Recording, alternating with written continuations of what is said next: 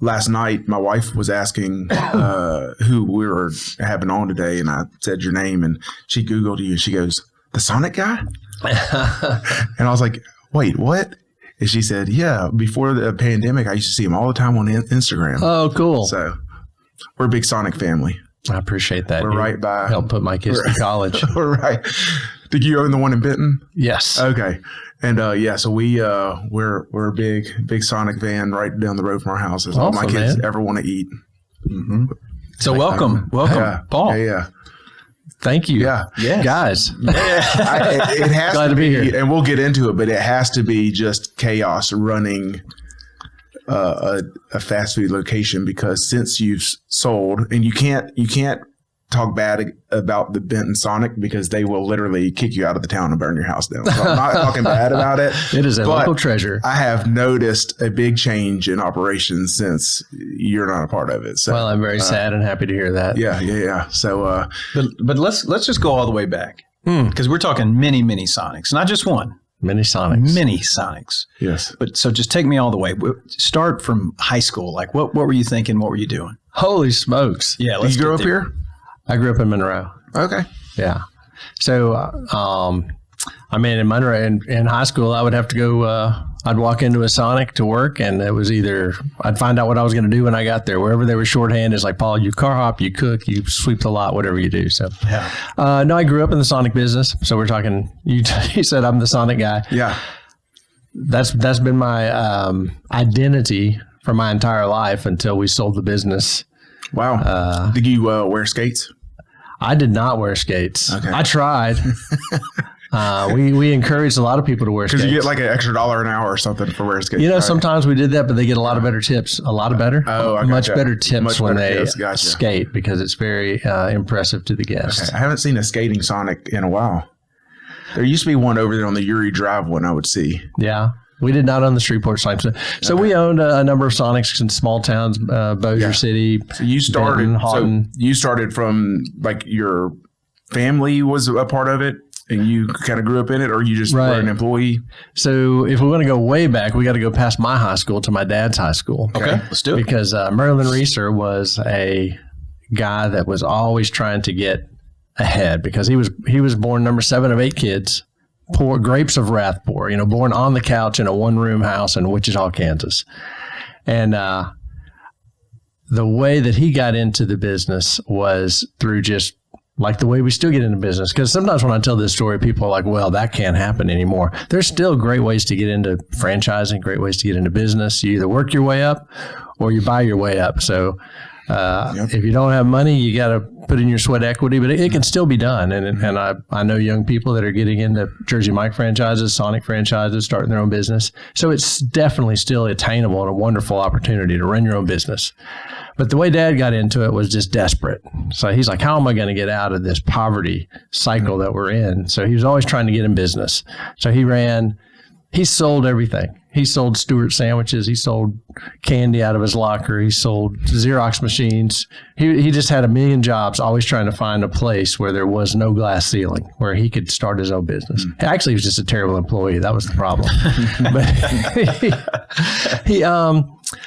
and one day, my brother, who's 12 years older than me, my oldest brother, Dad's like, get a job. That was always his encouragement, because he wasn't going to give us any money. Yeah. So Mark was working at a Sonic in Hutchinson, Kansas, and they were talking to him about becoming a manager. And he told Dad said, hey, if you want to get into the Sonic business, this guy that was my old boss in Wichita is into the Sonic business in Texas. Okay, Longview, Texas. So he said, well, call him up. So Dick Lear said, all right, Merlin, if you want to get into the Sonic business, there's room in Monroe, Louisiana. So sell your house, move your family to Monroe, Louisiana, put in $6,000, and you can own 25% of your very own hamburger stand. Well, that's 550 miles away. So he said, all right, family, we're moving. We're selling the house, or we're moving to Monroe, Louisiana, which is a tough sell to a mom who likes a little stability, because we had 5 kids, and he went from selling whatever to buying a hamburger stand. Anyway, so we moved down here, got into the Sonic business. And how old were you at the time? I was 9 years old. Okay. So I was you know, those families where you go in and the parents own the business and like the kids are going around like wiping things down. Yeah. And that was us. So we made people very uncomfortable. I'm car hopping at 12 years old. They would bring the car up to a stall close to the window at night so I could sleep in the car so they could keep an eye on me. I literally grew up in the Sonic. I always wanted out of the Sonic. But I mean, I got pretty good at flipping hamburgers. So I ended up getting into the business eventually. And Dad built a few Sonics. And then when I got into the Sonic business in 1988, anyway, got married. I had to get into the Sonic. I needed a steady job. Dad said, come on back. And so I got into the Sonic on Texas Street, corner of Texas and Airline. It's not there anymore. It's Car Lot. And I managed that Sonic for a year. And I said, man, I want to get into this. So I bought out his partner, was able to borrow enough money. Dad co-signed for me, very nice man. Bought out his partner out of the worst Sonic we had and eventually turned it into the best Sonic we had. And that was fun. So I built the Sonic on Airline. By this time, I had three sisters I always had three sisters because I'm the youngest, but they had three great husbands who were working in the Sonic business. And we were slowly growing. So when I built Airline, that was the 13th drive-in in our family. It's a slow process from 1977 to 1990, to 2000. Is that with the franchise? Is that had to do with territories and they come up available, or you have to get approval? Is it based off of?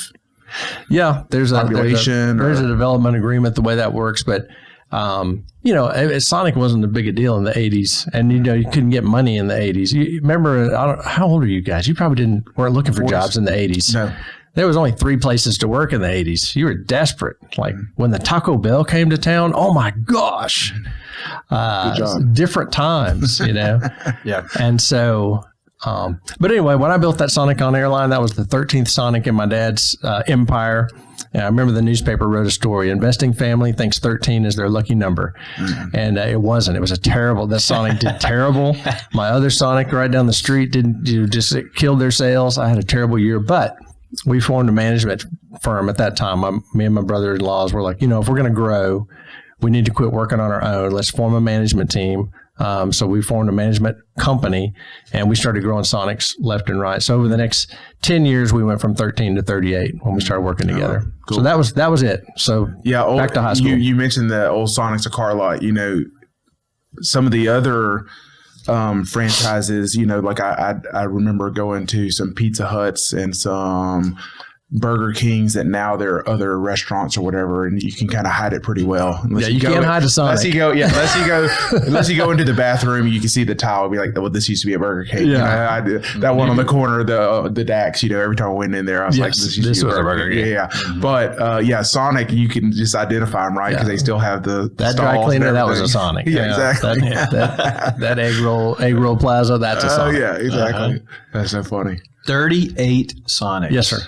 Holy cow. That's what I said. So there's so much to get into, but you were working in the Sonic, you were flipping the burgers, you were serving, you were bagging, you were taking money, and you were running lots of employees.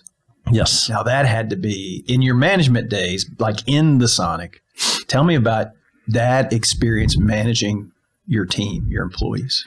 Yeah. So the way we grew was, I built a Sonic, I ran the Sonic, brother-in-law built a Sonic, ran the Sonic. So, that was the good. The good news is we had very relevant, hands-on experience and knew what needed to be done to run a good Sonic. Dad was really good at telling us, give good service. We always tried to grow sales we always tried to make more money by growing sales.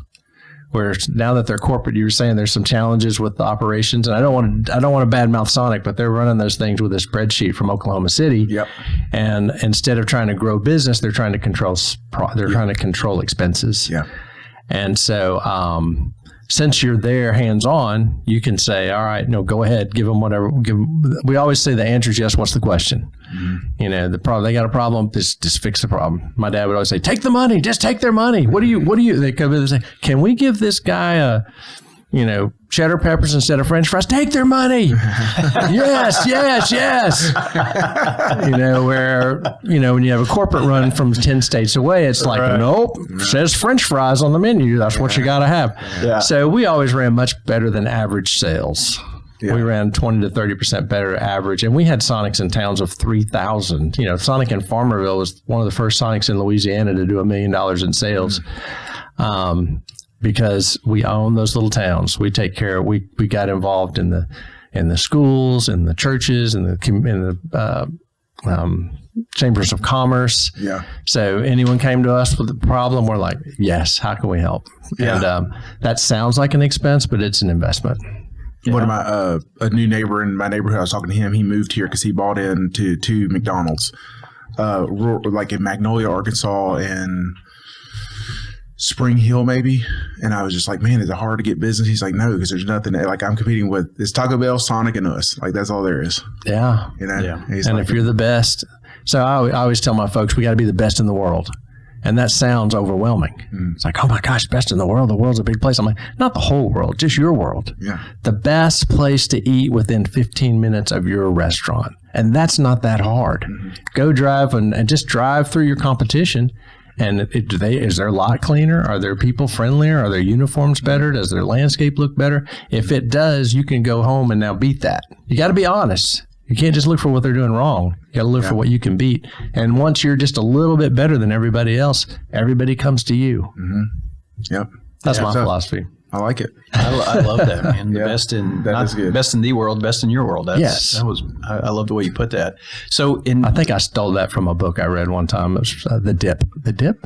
Anyway, Seth Godin. leaders are readers. That's what I found. That's right. So in my little town, we had a Sonic, of course, and this is Mansfield, Louisiana. And I don't know if you were affiliated with that store. Not my store. But this is what I would find. And tell me if you can understand this culturally, because Sonic had become a cultural thing for high school students. And what would happen on Fridays and Saturday nights, they would all go and park at the Sonic, but it was on the left side. So you couldn't park on the right side or you were,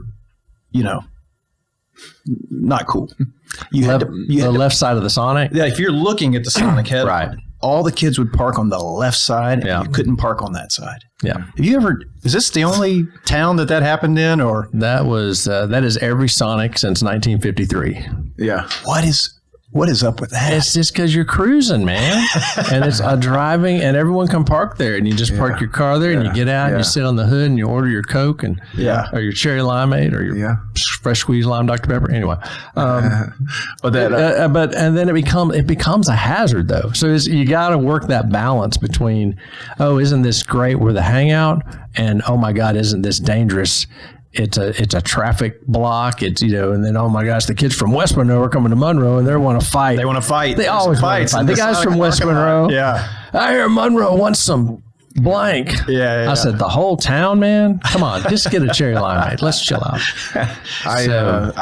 My family grew up in north part of Shreveport, so in like Oil City, Morningsport, and they would always go to Vivian. All my older cousins lived in North Caddo. And I remember one time I was probably 9 or 10 and just happened to be there on the weekend. And so I jump into my older cousin's car, and for the next 4 hours, we literally went to like the Hardee's, turned around, went to the Sonic, turned around, went to the, I'm like, what are we doing here? You're crazy. You're looking for a car with some cute girls, and you're like, meet us at the Sonic. Yeah. I was like, and then you get to the Sonic, and we're like, hey, look, if you don't get back in your cars, we're calling the cops. Yeah. We don't have any money to spend. It is. It's like, well, we're going to leave. And good. So it would kind of scare off your customers that are going to bring their family and order a big deal. But you do want the kids. You want them to grow up. You want them to have a great feeling with the Sonic. So what I would do and encourage all my managers to do is go out and make friends with these kids. It's not an adversarial relationship. Put a big old trash can out there so they can throw their own trash away because they leave a mess, and just say, hey, man, that's a great sound system. Wow, but that little lady over there does not like your music. I need you to turn it down if you're going to stay here. Look, I'll go turn the music up at the Sonic. Like, well, we don't want to hear that. Well, I'm going to turn it up, and then they'll leave.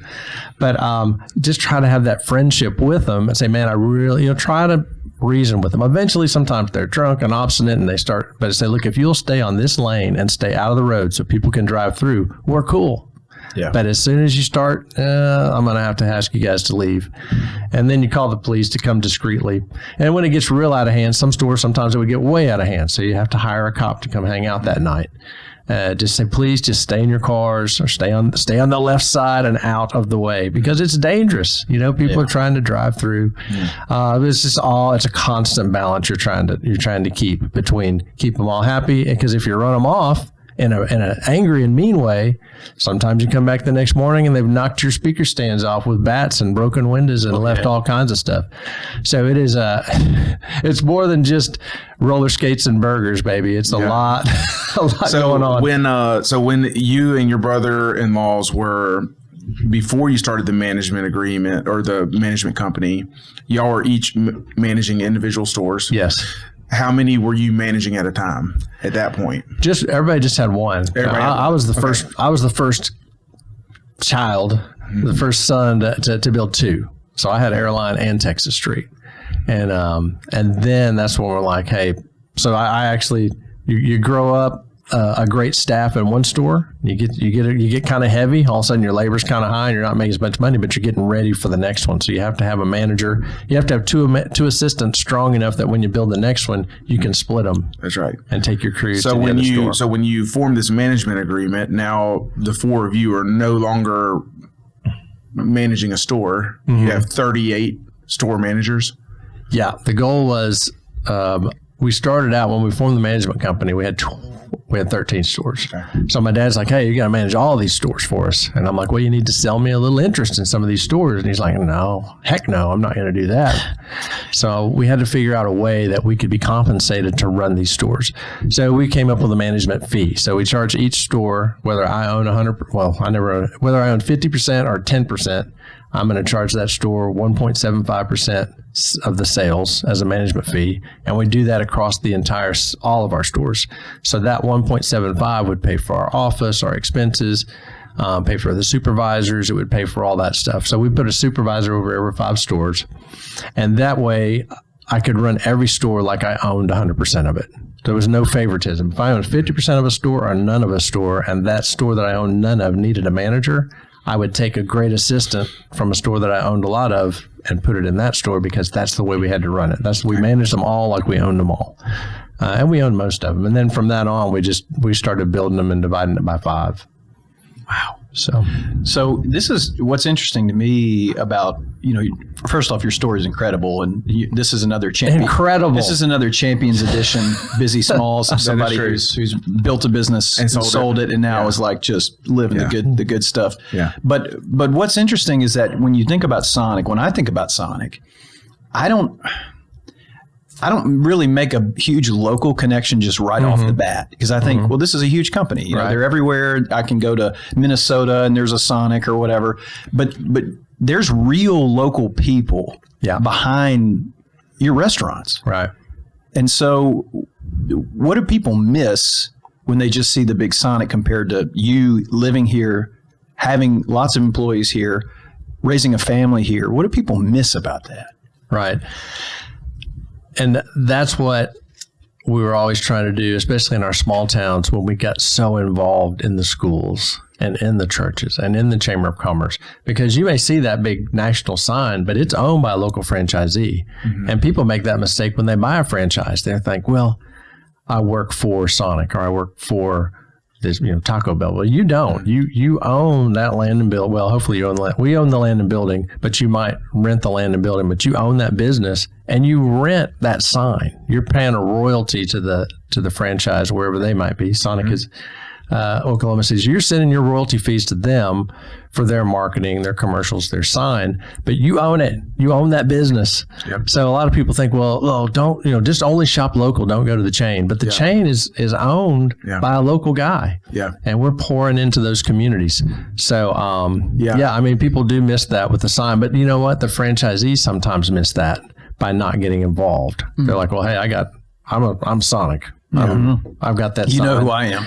Yeah. We don't, we got TV advertising, we've got everything. And so we don't have to get involved locally, and they're really missing out because people misunderstand that and they think, oh, you're a big guy. Like, no, I'm barely scraping by, man. Yeah. I was stupid. I just opened a Sonic right down the street and I'm killing myself. Yeah.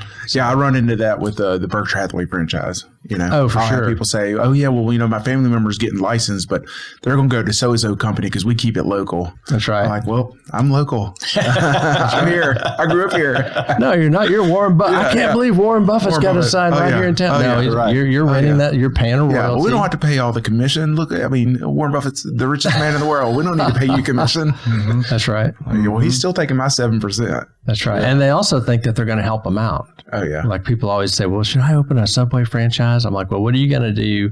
I mean, it's great. Yeah. What are you going to do on months you lose money? How are you going to pay that extra? What do you mean? Like, if you don't make enough to pay your bills, then you'll have to put that money out of your pocket. Well, won't Subway help me out? I'm like, no, Subway. It's not Subway's Subway. It's your Subway. Yeah. So anyway, I mean, I'm not saying that to be discouraging. I just want people to go in with eyes wide open. I love owning my own business. I think it's the greatest way to grow wealth and take care of your family. But 8 out of 10 businesses fail in the first 10 years. And biggest reason is people go in not prepared, not financially prepared, not prepared to put in the work that it takes, not prepared, just knowing that this is going to be your problem and no one's going to come save you. Yeah. I want to get into the pros and cons of franchises. Oh, absolutely. It was interesting when I first reached out to Berkshire Hathaway, it was just me and like an assistant, and I didn't have a whole lot of sales. And now looking back, I understand their conversation. They said, well, we don't do startups, right? Like their thing is they want to come into an existing real estate company and do a partnership with them and then change signs, change name, do all stuff. Well, I didn't understand that. And so anyways, I built enough team. I kind of made this thing and said, well, if I can recruit this amount of people, and we're kind of doing non-disclosure so nobody knew that they were going to join the team and all this stuff. And so they finally approved it. Well, I found out in the first 6 months why they don't do startups, right? Because I did not have processes in place for accounting. I did not have the staff in place. I was doing all of it. Right. And, but there are pros and cons. Obviously I look back, there's no way I could have scaled as fast as I did without franchising with them. That's right. Right. But then on the flip side, you do give up a little bit of control. And then you do off the top have a percentage going out the door. That's right. So what would you say in your experience with franchise? What would be like your top few pros in that franchise? Well, the pros to owning any franchise is it is a repeatable, replicatable system that's already been proven. Yeah. So, if I just wanted to go open up a burger stand, Paul's Dandy Burgers, but I didn't know what the heck I was doing. One, I don't already have a system, but I make really good burgers. Yeah. Sonic or your franchise already has a system that's been created. It's been replicatable. They have a very extensive operations manual. They give you some training. But the number two, the main thing is they have marketing. So if you drive up, you get off the interstate and you drive up and you see Sonic or you see Paul's Dandy Burgers, like, what the heck is that? I don't know. You're going to go where you're familiar. There's safety. Where there's safety. Yep. So what you're looking for is a system that is replicatable, that has great marketing. And then you would reach out to all the franchisees because when you start exploring a franchise, they're going to give you uniform operating circular. They don't call it that anymore. You just call it the UFOC. Now they call it the what do they even call it? I don't know. It's been so long since I read one. But they give you a big book that says this is all about our franchise. And it lists all the franchisees in the back. You can call them up and say, how do you like it? Are you making money? If they say not yet, then throw that away. Go find somebody else. Well, my poor family, I'm a risk taker. So I would go to Dandy's Burgers. My poor family would be like, Dad, this is disgusting. The bathrooms are disgusting. Well, if it's clean and sharp, you might can get the local people in there. Yeah. But another thing with the franchise is they have buying power. So Sonic is they were able to negotiate with a meat company to get our meat locked in at a certain rate for the next quarter. That no way a mom and, they're ordering millions of pounds of burgers every year. Yeah. They get a much better price. Yeah. So they have the buying power. Yeah. They also are creating the marketing for you. So if you've got your own restaurant, you always, not only are you running the restaurant, hiring people, trying to get the store open and closed every day, trying to get the money to the bank, you're also saying, well, okay, what holidays do we have coming up? I need a special Valentine's something. And you're trying to do that. Well, if you're a franchise, they're already telling you, they're sending you every month. This is what's coming out next month. These are the new menu items. So there's just a lot of advantages to a franchise. And then another one of the biggest things, the two final biggest things financially, is if you're going to borrow money to build a Sonic, the bank knows what that is. They've got a proven track record. They know what the average sales are. They know this is a much safer thing. You're probably going to get the loan quicker than if you're like, oh man, I make great burgers and I'm going to open a restaurant. Well, good luck. And then number two, when you do an exit, I didn't say that. What a terrible dad. Oh my gosh. We'll edit that out. This is a family podcast. That's right. My mom listens to this. Well, sometimes. Yeah. My dad will listen to this one, so I hope I didn't say anything too bad. But when you go for your exit and you're trying to market your business, you have a much better chance at selling a business that has a franchise name attached to it. Yeah. Those are much more marketable. Yeah. So there's a lot of advantages to having a franchise. Yeah. What would you say? What were some of the headaches? Well, or sorry, let's not talk about Sonic. In your experience, knowing businesses and franchise, what are some cons with the model, right? Just the model of a franchise. Yeah. Well, sometimes the good thing is that they have a consistent menu and they have specs for the food, and you have to do it a certain way. But if you get some guy that's like, no, I know how to make a better hamburger. I know how to make better chili. That was a big thing back in the old days. Everyone made their own chili. No, you got to use this recipe. Well, no, I can put some soy in this, a little water, cut the price. And no. I killed a deer this weekend. I'm bringing it up here.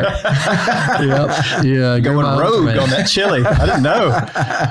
And some of it was better. Some of it wasn't. But what you want is consistency. Right. It's like, so that frustrates some people. They're like, I know better. I want to do it my way. Well, you're not going to do that if you want to have a franchise, because you want people to go into the Sonic in Oklahoma City and Dothan, Alabama, and it be the exact same menu, exact same quality. Yeah.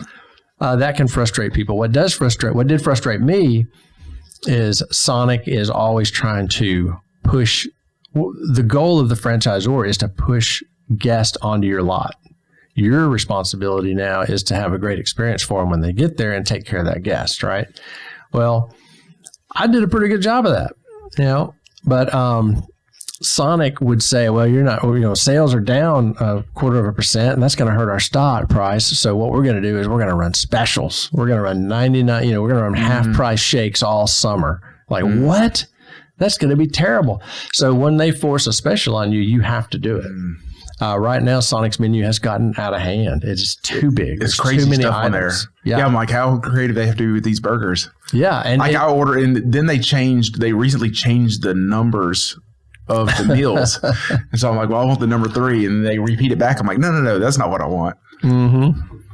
So that is a challenge, because Sonic or the franchisor, they're always trying to grow sales. They're trying to build more units. So they will push you to open more franchises. Like, I have a franchise agreement, go to Dothan, Alabama. We had a bunch of stores in Alabama as well. So they're like, okay, here, we're going to give you 3 counties. And we're not in Louisiana. They're called counties, So instead of parishes, but we're going to give you a protection of 3 counties. And we need you to build 10 stores in 3 years. And I'm like, nope, I want to build 3 stores in 10 years. And they're like, nope. So we finally end up with, I think, 5 stores in 6 years. I think our 6 stores in 5 years was our final agreement. And as long as you stay on that path, and as long as you're ready opening stores, you're good. But as soon as you start to fall behind and it's like, hey, you didn't open a store this year, they'll start to let other people kind of start encroaching on your area because you're not following your franchise development agreement. Their goal is to open as many locations as possible and to drive top line sales, because they make their money off of royalty. My job is to build a Sonic that makes sense to grow sales, but also to grow bottom line profit. And I'm not going to do that if everything's half price all the time. Yeah. So there's some friction. There's always a little friction, but it's give and take. I mean, they're doing the best they can. Sure. They're trying to drive sales, but if they're also making decisions for thousands of locations, not for your particular location. Yeah. If you build a business in the core market, like Sonic's core market is Oklahoma, Arkansas, Texas, Louisiana. You build a Sonic there, everyone knows what it is. People are, oh my God, we got a Sonic coming. Like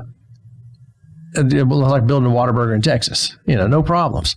But when we jumped 2 states and started putting them in Alabama, people are like, what the heck's that thing? You know, and so you open up big, but then sales drop really quickly because you've got no marketing, you've got no television because you've only got one store to pay for advertising. Over here, we're on commercial 24 hours a day. You go to a new area, not so much. So anyway, there's definitely pros and cons, but I think there's more pros than cons if you've done your homework and you're sure that you're in a good system. Yeah. I'm so impressed with how, the expectation of putting up these stores every year. So you said that you owned the property, but it seems like that would be a pretty hefty cash load for every new store, right? Like, how do you maintain cash flow while you're growing so quickly? That seems like a tall order. Well, a lot of people grow quickly by doing a build lease back. So you'll build the business and then you'll sell the real estate and then you'll rent it from whoever you sold it to. And that's a way to not tie up all your money so you can grow faster. But you build that first one, you're going to have to come up with 20% down. So let's say you spend $1 million on a Sonic. I spent $2 million on our last one. You're going to put up $200,000 down. So you need somebody with some money to be your partner. But we had a great banker, we had great relationship, we had great cash flow, but also we never lived large. Like, what problem a person will get into is they'll say, oh my gosh, sales are great, let me go buy a new Corvette. And I'm like, oh my gosh, sales are great, let's put that into a new Sonic. Let's save it up till we get 20%, we can put it down on another Sonic. Yeah. So literally, not the old poor me, old man snow, walking the snow both ways, but we slept on the furniture that my wife got. Like when she was when we got married, we brought her high school bedroom furniture. That was our bedroom furniture until after I built my second Sonic. We still had the same 13-inch TV I got in high school. We just did not spend money. So what problem is people get into income creep. As soon as you make a little money, you start spending that money, then you don't have the opportunity. But we folded every dime into the next Sonic. Yeah. We leaned this Sonic against that Sonic, and soon we get a little equity. We take that equity and put it against the next Sonic. Equity just means how much you've paid down on that Sonic. So once you've paid 20% down on a Sonic, now you can borrow that 20% to put it down on another Sonic. So don't tell Dave Ramsey, but we had some. I never had personal debt. Yeah. That gives you total freedom. Yeah. If you don't owe any money on a car or a furniture note or jewelry notes or whatever you got notes on, if you don't owe money and you get an opportunity, you can take it. Yeah. But if you owe a bunch of money, you can't risk anything because every dime goes to paying for your lifestyle. Right. So you mentioned taking on a partner. So is that one of the ways of scaling? You would bring in like limited partners that would bring money to the table? Very fortunate. So like I said, Dad grew really slow at first. And he did have a money partner in like the Sonic on Texas Street that I bought into. So I ran that store for a year, and then I said, "Hey, Pop, I want to get into this store. This is what I'm going to do. I want to do it. I'm all in. I want to buy it out." So I was able to buy out his partner, basically with a loan that my dad co-signed for me to buy him out. Well, now we had a bunch of equity in this store. So in other words, by the time I bought him out, it was already paid down 40%. So when you can take that equity then and use that to borrow money for your down payment on your next business. That's one thing that Dad always taught me is how we can put creative financing, we call it. When I bought Airline Drive, that was the most creative. I was like Bugsy Malone. I hate to admit it, but I had more liens up against that thing. I had promised 100% to so many people. Yeah. Not on purpose. I just got a little excited. Yeah. Dad's like, golly, that's aggressive for me. It's funny. Well, and I wouldn't recommend doing this. I was so young. I was probably 28 years old, and I'm trying to build $1 million building. And we've never spent more than $500,000 on a Sonic before, and this was our first $1 million Sonic. But so there's a curb cut out of the back of that Sonic, so you can drive right into the Walmart parking lot. That's the utmost of importance is accessibility. That's what Dad always taught me. It's like, get your accessibility. People got to get there. Many people are quick to build a curb around and try to protect it. No, get rid of those curbs. You want people to get in and out. Well, McDonald's charges Walmart charges $35,000 for a curb cut into there to be able to drive onto their parking lot. So I called the lady and I was so sad. And I'm like, is there any way I can do it for less? I just, and she finally said, I can do it for $20,000. I said, well, is there any way you could let me pay that out over a couple of years? And so she let me do it over like 2 years. Yeah. So I had a note basically to Walmart. Yeah. Well, I didn't even tell the banker that I had that note. Yeah.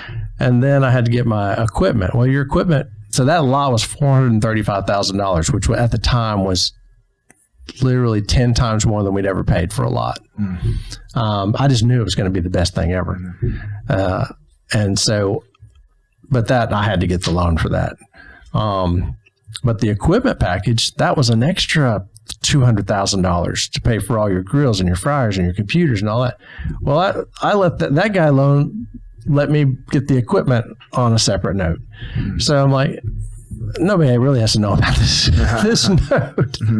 This is criminal. I can't believe I feel like, we are literally in a counseling office, aren't we? Yeah. Yes. Yeah. We're in Clinton Davis' counseling office. Let me see if I can get you somebody to talk to you after this. There's something in the air that's making me just pour out my soul here. Yeah. Normally, after that, when I got my senses and they found out that we can't let Paul alone to make all these deals, what we would do is with our banker, we'd say, okay, this is how much it's going to cost, including the equipment. And so we'd borrow the land and building on a 20-year note. We'd buy the equipment on a 7-year note, and we would blend that out for a 12-year note. Mm-hmm. And we had really, really high notes. So, I mean, we're paying 8-9% rent on these buildings. But we would rather do that and own it than take that money out early and live a better lifestyle. So that's how we were able to do it. We were able to borrow and just pay really high notes because we were more worried about paying off buildings than we were about buying more stuff. Yeah.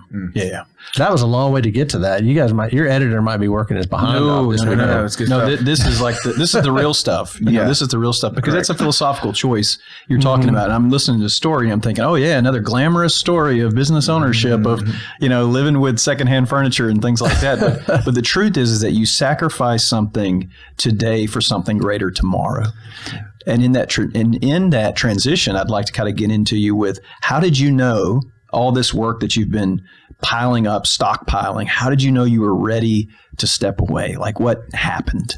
Oh, I will say first that in 8th grade, Coach Hickman made us go through a book called The Disciplined Life in Bible class. I went to Washington Christian, OCS, occasionally Christian, some people called it. But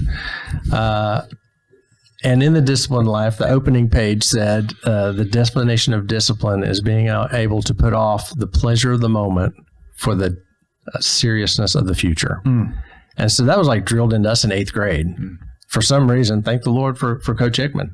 But that was, I don't know, something, just another mentor in my life that made a huge impact. And then what was your next question? I'm sorry. Well, you'd been building this. How we know it's time to go. Right. You've been pushing all this off. And so, but now the time's come and you say, I think I'm ready for a change. I thought that a long time ago, but when you're borrowing $4 million a year to build Sonics, there's no change. Right. This is it. Pay this sucker off. Two things happen. Number one, when you're building a lot of businesses, your franchisor loves you. You become quite the popular person around because they want to grow businesses. And so when we're building 2-3 Sonics a year, Sonic Corporate loved us, and they would come. They actually one time came and visited our office. So the president of Sonic, the CEO of Sonic, vice president. I mean, they all kind. These 3 guys come to our office to talk to us, and they pulled out these spreadsheets showing us how we were doing. We knew how we were doing, but they had some really nice insight. And then they said, "Okay, so what is your big bust plan?" I said, "I don't know what's a big bust plan." They said, "Well, if you get hit by a big bus, what's going to happen to the business?" We're like, well, I don't know. I never really thought about that. So all of a sudden, it kind of made us think about, right now, we're just growing. We're just planning on growing. And what's going to happen if we're not here? So we said, well, I guess we need to have a plan for that. So we started working on developing our management team and creating a very, very flat organization that could run without us. And that's not something you can do the first year, the first 5 years. But after you start having an organization, you need to make sure it can run without you. That way you can sell it. That way you can also, it gives you the freedom to grow more, So we said, okay, every Sonic has to have a manager. Every 5 Sonics have to have a supervisor. We need to start looking at some directors of operation. We start hiring some really good people. And all of a sudden we're able to stand back and, as they say, work on your business, not in your business. And we started always looking at what's the valuation of a Sonic. So I had one brother-in-law that was actually, my sister's married some pretty sharp guys. So this one guy, he's got an MBA. He was a buyer at Beach Aircraft. He was traveling the world, making deals for Beach in Wichita. And all of a sudden he's like, God, these hamburger guys are doing great. So he moved here to run a Sonic, gave up this great corporate job. And so he became our corporate guy. And Bob is always looking at valuations. And me and Bob are talking about that. And at one point, Sonics were worth, the highest I've ever seen them worth is 5 times earnings. And businesses, if you're going to sell your business, it's usually worth 2 to 5 times earnings, right? And Sonic, there was net profit after owner benefits or whatever, something like that. Owner scrub. Yeah, exactly. Well, if you look at a business and it's doing $100,000 a year profit, then that's going to be worth between $200,000 and $500,000 is the value of that business. Strictly And business, that's the not business. properties. The real estate's going to be usually a function of rent, a 6 cap or something like that. If you're doing well at 6 cap, which is what we got. Yes, thank you, Lord. So we're always looking at the valuations of businesses. And in 2008, you couldn't give a Sonic away. I mean, they were closing left and right. Remember, times were bad a few times. But the height, 5 times, the low, nothing. So all of a sudden in 2000 and in 2019, if you will remember way back then, there was an interesting system in the market. The interest rates were still at like 2.5, 2.7. You could borrow money. Oh my God, tell me about it. Stock market was at that time an all-time high, just like it's almost back to an all-time high now. It's always at an all-time high, but not always. But anyway, so nobody wanted to put money in the stock market. Nobody wanted to put money in bonds because they weren't getting any interest. So all of a sudden, some great, smart, people in big firms, big investment firms, high finance, equity marketers. But they said, hey, if we could buy these large or mid-cap businesses with long predicted cash flow and good profit, that would be a great thing to do. So they started buying businesses. And all of a sudden, we're sitting here with 38 Sonics in core markets with 20 years of predictable same-store sales increases. You know how much we're worth. And all of a sudden, we're very, very popular. Sonics, they went to EBITDA. You guys familiar with this term? Voodoo. It's stupid.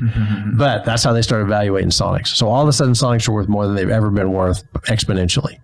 And so we're always tracking that. And all of a sudden, when you see that number, there's a potential there. And you're all getting old. I mean, I was 54, and I was by far the youngest. So you can't imagine how old some of them guys were. And we're just like, you know what? I thought we were going to look at this in 10 years when everything's paid off, but it's time to look at it now. And we decided that now was a good time. That was is Sonic is a corporate involved in any of that negotiating at all? Sonic, what you have to do is we used a broker. There you got to find the right broker. We interviewed 3 different brokers that did this kind of thing that were big enough to handle it.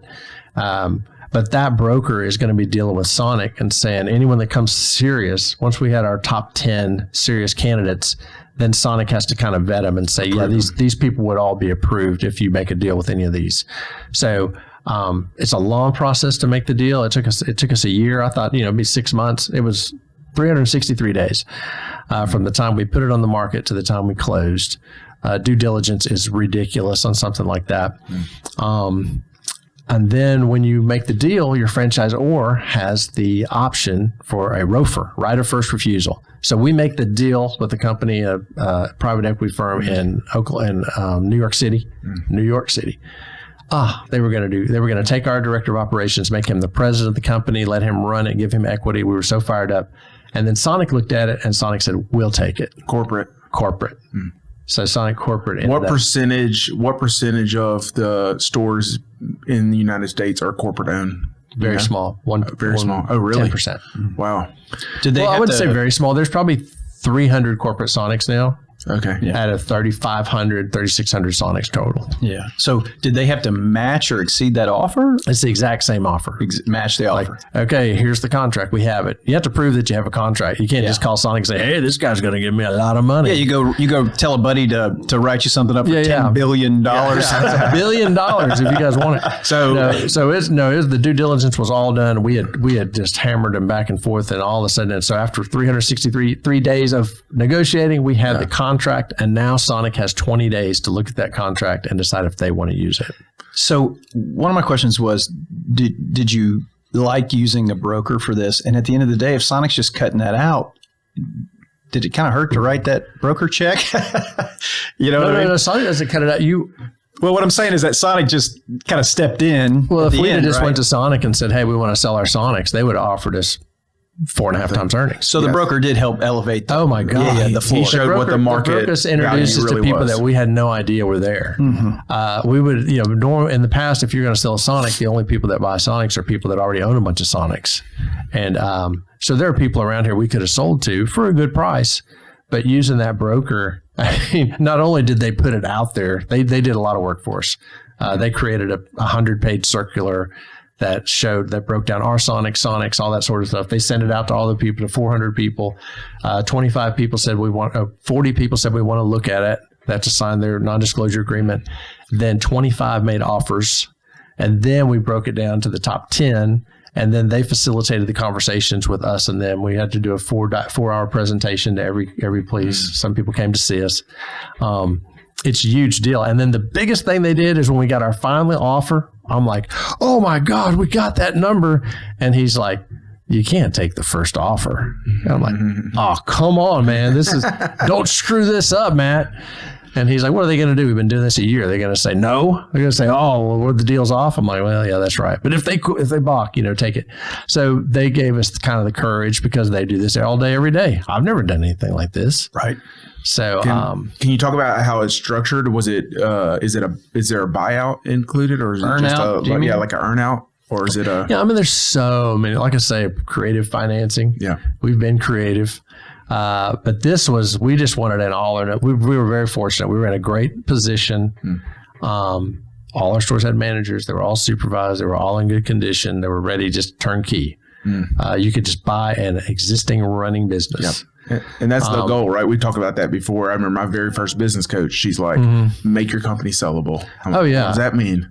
If it depended on me running it, then nobody would want to buy it because I would have to stay. And some people did try to get me and my brother-in-law, the smart guy, to stay around. They're like, "Hey, you guys take 20." Basically, they said, "Well, why don't you keep 25% equity in the business?" And then in 7 years, we'll turn this thing over. We'll make it worth more. We'll sell it. And you guys will then get 25% more. Second bite. The second bite. They want a second bite at the apple. Well, that would not have worked out, actually. But when we couldn't do that. I mean, it was a family business. We had 6 partners, and there was no way 2 of us would stay behind and 4 of us would leave. It was a turnkey deal. It's take it or leave it. But that is an option a lot of times. They'll keep the owner on for 3 years for the transition. They're not worth a dime once they sell the business. You don't want to do that. Yeah.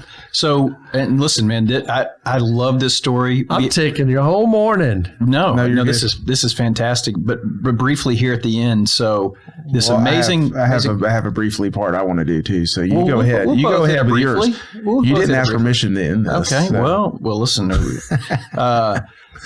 But now you have transitioned, right? And that identity piece that you were talking about, you've been doing some really cool stuff, and that's how we met. Tell me about what you're doing now.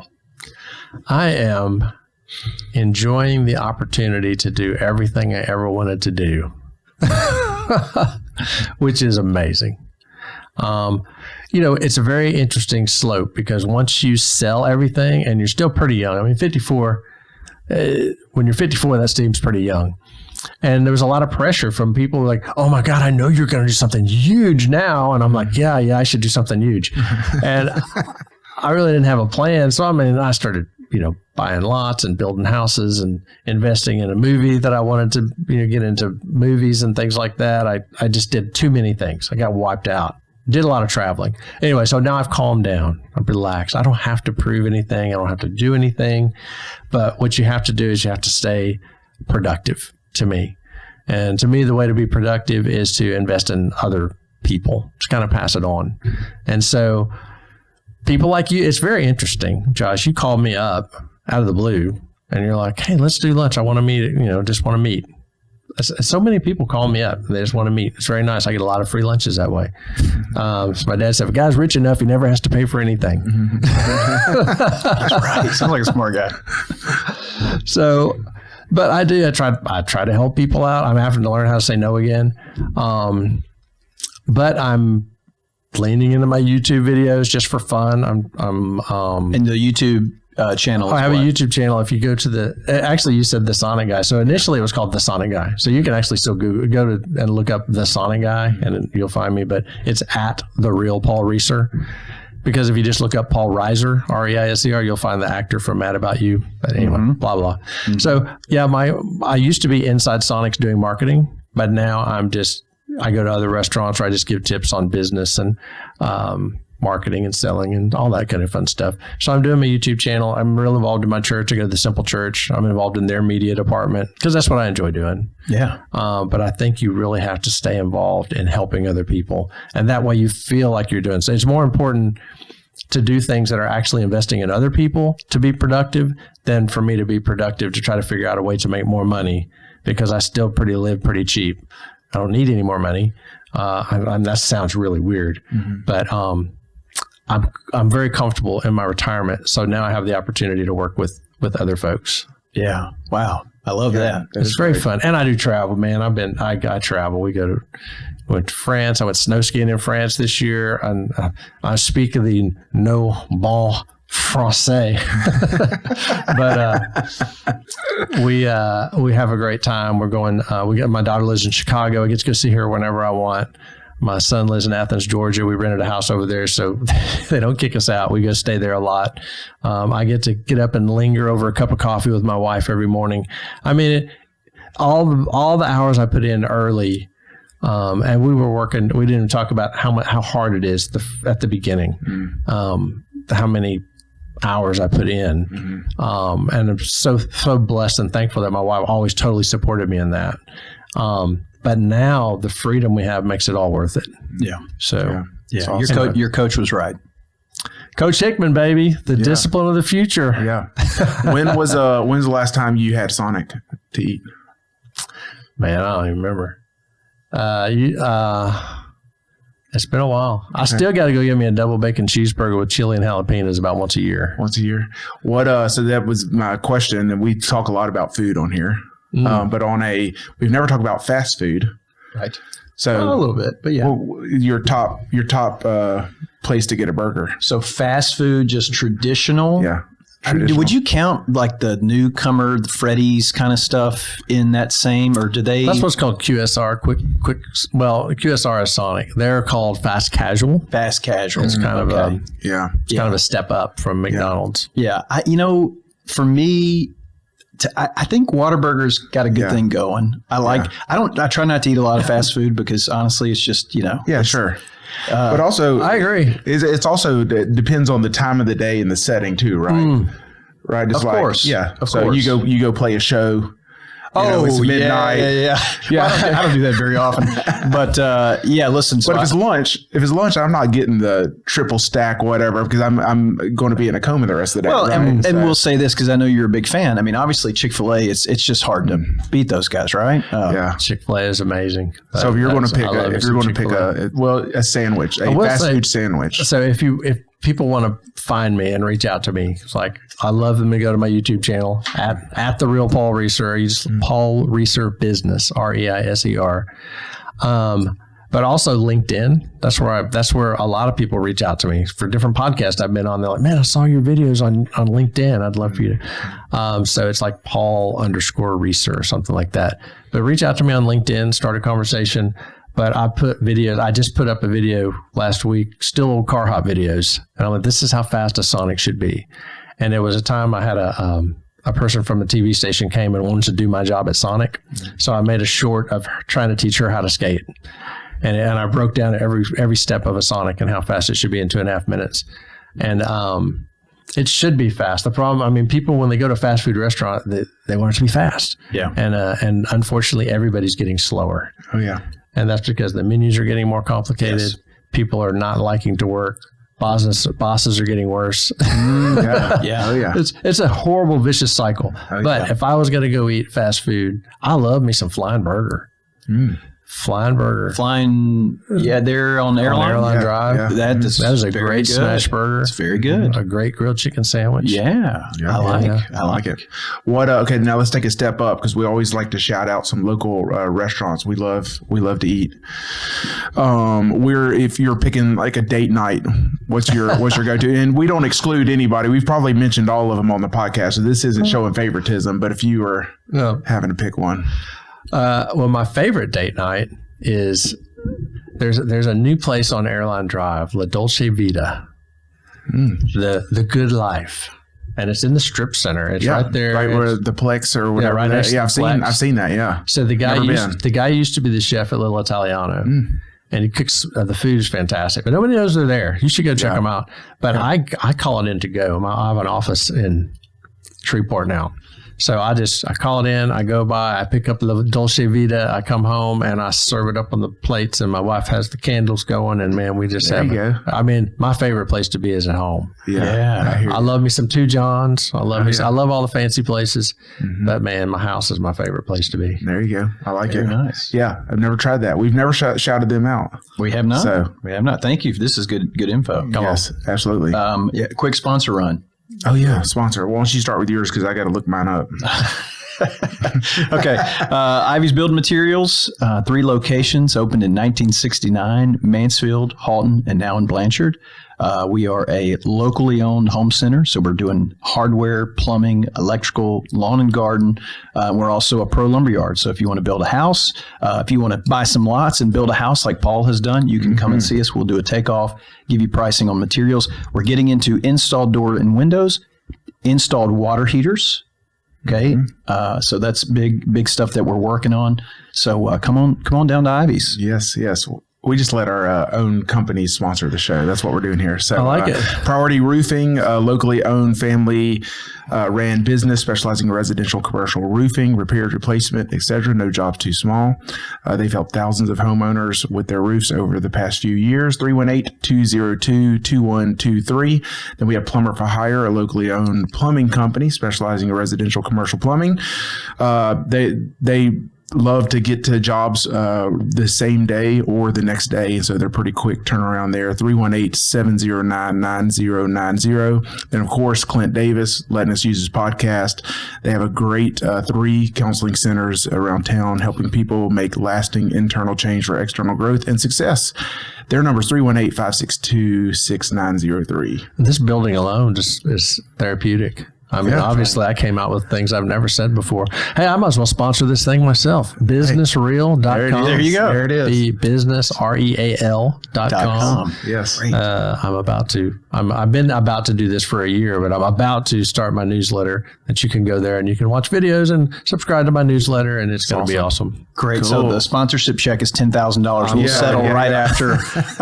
This will be great, man. Thank What you. I'll do is I'll just sign over my check for the guest fee that you write. Okay, there you go. That's right. Over. That's right. Yeah. Paul, thank you. This is great, man. You guys are awesome. Yeah. What a This good is super story. fun. Yeah. What a good story. Yeah, Thank you very absolutely. much. Thank you. All right. Thanks.